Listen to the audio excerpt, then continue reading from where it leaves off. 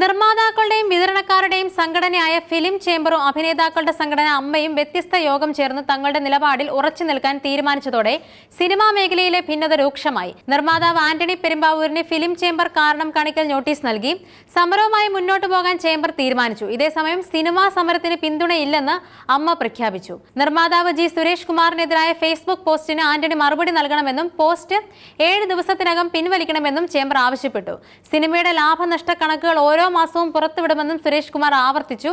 ആരെയും എന്തും പറയാമെന്ന വെല്ലുവിളിയാണ് ആന്റണിയുടെ ഭാഗത്തു നിന്നുണ്ടായതെന്നും മറുപടി കിട്ടിയ ശേഷം തുടർ തീരുമാനങ്ങൾ വ്യക്തമാക്കുമെന്നും chamber president BR Jacob, Saji Nandyatt, Siyad Kokkar എന്നിവർ പറഞ്ഞു. ചേംബർ യോഗത്തിന് തൊട്ടു മുൻപാണ് അമ്മ അഡ്ഹോക് കമ്മിറ്റി അംഗങ്ങളുടെയും പ്രമുഖ താരങ്ങളുടെയും യോഗം കൊച്ചിയിൽ ചേർന്നത്. നഗരത്തിലുണ്ടായിരുന്ന മോഹൻലാലും കേന്ദ്രമന്ത്രി സുരേഷ് ഗോപിയും ഉൾപ്പെടെയുള്ളവരെ പെട്ടെന്ന് വിളിച്ചായിരുന്നു യോഗം. കടുത്ത സാമ്പത്തിക പ്രതിസന്ധിയിലൂടെ കടന്നുപോകുന്ന സിനിമാ വ്യവസായം ചിലരുടെ പിടിവാശി മൂലം അനാവശ്യ സമരത്തിലേക്ക് വലിച്ചിഴക്കപ്പെടുകയാണെന്നും യോഗം കുറ്റപ്പെടുത്തി. അഭിനേതാക്കളുടെ പ്രതിഫലം സംബന്ധിച്ച് ജനറൽ ബോഡി ചർച്ച ചെയ്യും. മലയാള സിനിമയുടെ ഉന്നമനം ലക്ഷ്യമാക്കുന്ന ഏത് സംഘടനയുമായും ചർച്ചയ്ക്ക് തയ്യാറാണെന്നും അമ്മ വ്യക്തമാക്കി.